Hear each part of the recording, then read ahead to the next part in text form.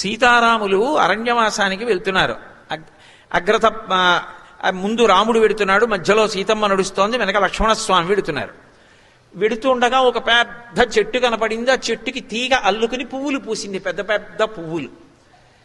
రాముడు చటుక్కున ఆగన్నాడు, లక్ష్మణ చూశావా, ఈ చెట్టు చాలా పెద్దదోయ్, కానీ చెట్టుకి చెట్టుగా అందం లేదు. ఈ తీగ చెట్టును అల్లుకుంది, పెద్ద పెద్ద పువ్వులు చెట్టుకి ఒత్తుకునేటట్టుగా అల్లుకుంది, అందుకు నీ చెట్టుకి ఇంత అందం వచ్చింది, అవునంటావా అన్నాడు.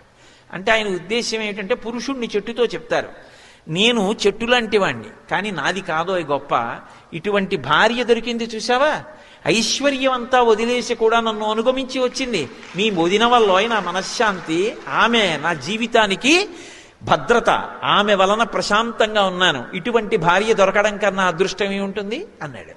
సీతమ్మంది, ఏమో లక్ష్మణ, ఆయనకి అలా అనిపించింది, కానీ ఎంత గొప్ప తీగైనా ఎంత పెద్ద పువ్వులైనా ఇటువంటి చెట్టు ఆసరా దొరకకపోతే నేల మీద పడితే మేకలు తినుండేవి, అటువంటి చెట్టు ఆసరా దొరికింది కాబట్టే తీగ శోభిస్తోందంది. అవునా లక్ష్మణ అంది. అంటే నేను ఎంత ప్రేమ కలిగిన దాన్నైనా మీ అన్నగారు లాంటి భర్త దొరకకపోతే నా సౌశీల్యం ఎలా ప్రకాశిస్తుంది? మరి మండోదరి శీలం ప్రకాశించిందా?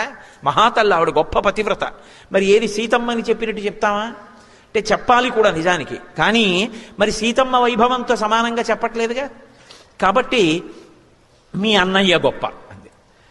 అంటే సీతారాములు ఇద్దరూ కలిసి లక్ష్మణస్వామిని అడిగారు, లక్ష్మణ నిజంగా చెప్పు, చెట్టు వల్ల తీగ కందమా, తీగ వల్ల చెట్టు కందమా అన్నారు. అంటే వదిన వల్ల నాకందమా, నా వల్ల వదిన కందమా చెప్పన్నారు. ఆయన అన్నాడు, చెట్టు వల్ల తీగకో తీగ వల్ల చెట్టుకో నాకు తెలియదు, కానీ ఇంత పెద్ద పెద్ద పూలతో అల్లుకున్నటువంటి తీగతో కలిసి ఉన్నటువంటి చెట్టు కింద విశ్రాంతి తీసుకునే అదృష్టం పొందిన బాటసారినైనా నా అదృష్టం.